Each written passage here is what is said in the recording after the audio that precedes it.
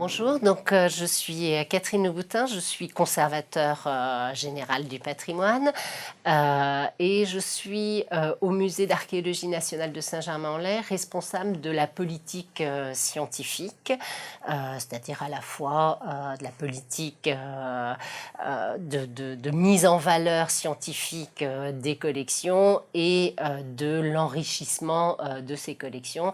Le musée de Saint-Germain étant le musée national d'archéologie qui couvre depuis les premiers outils, on va dire vers 400 000 ans à peu près, jusque ce qu'on appelle le premier Moyen-Âge, c'est-à-dire l'an 1000, mais quand même globalement plutôt jusqu'au 7e, 8e siècle.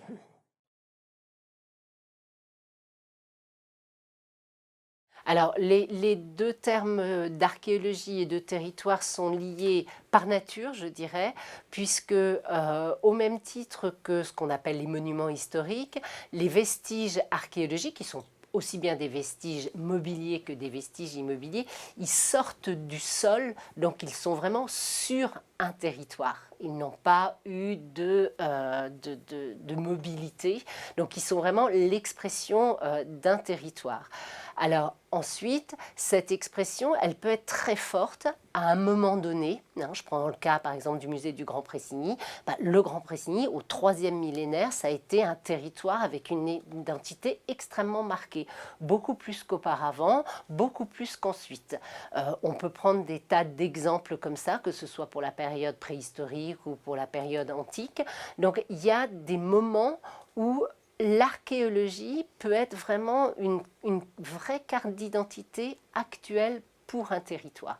Et donc une identité à la fois pour la population et une identité aussi pour les touristes, puisque finalement, ce patrimoine, il est dans un environnement qui a changé, mais dans un paysage qui est, sauf pour ce qui est vraiment de la préhistoire et des temps glaciaires, qui est le même que celui de son moment d'existence. Donc on arrive comme ça à avoir vraiment un sentiment de profondeur de temps pour un territoire que peu de disciplines, peu de domaines permettent d'avoir. Il y a plusieurs idées. Il y a l'idée que effectivement la créativité territoriale qui peut s'impliquer dans des projets urbanistiques, dans des projets de logement, etc., peut être un ennemi finalement de l'archéologie, puisqu'elle est destructrice.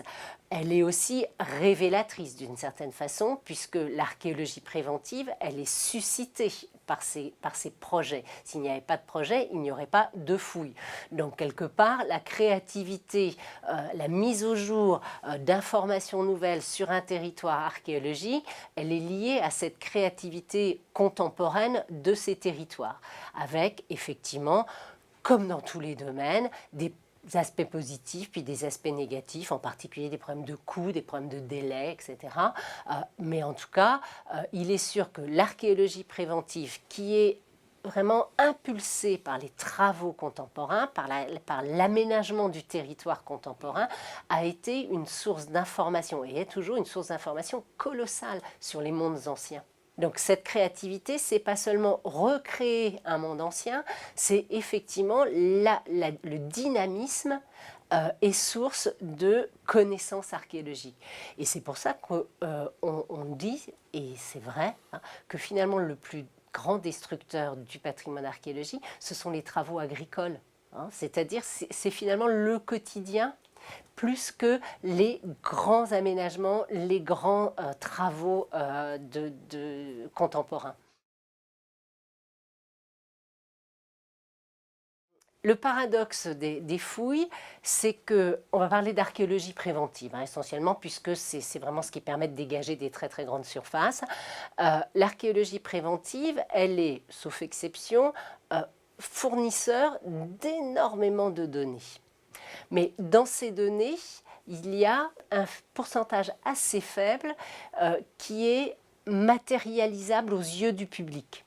C'est-à-dire qu'il y a de l'information, et puis cette information, elle est donnée par des éléments qui sont d'une banalité telle qu'ils ne sont pas informatifs pour le public.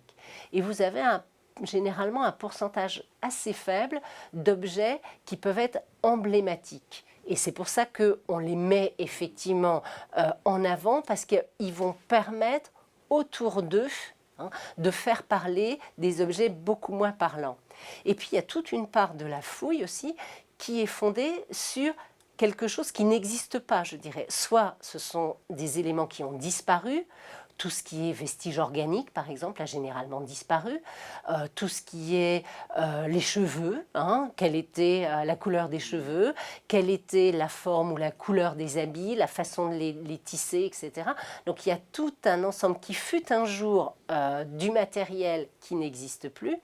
Et il y a par-dessus cela tout un ensemble d'informations là qui ont toujours été immatérielles dès l'origine et qu'aujourd'hui des études, par exemple les études d'ADN, vont permettre de mettre en évidence et donc vont permettre de mettre en évidence des choses invisibles, la façon de se nourrir, éventuellement les crises alimentaires, l'état sanitaire. Alors vous pouvez, un squelette peut vous dire par son état visible de squelette qu'il y a eu une certaine solidarité sociale parce que cette pauvre vieille dame n'était pas capable de se nourrir toute seule.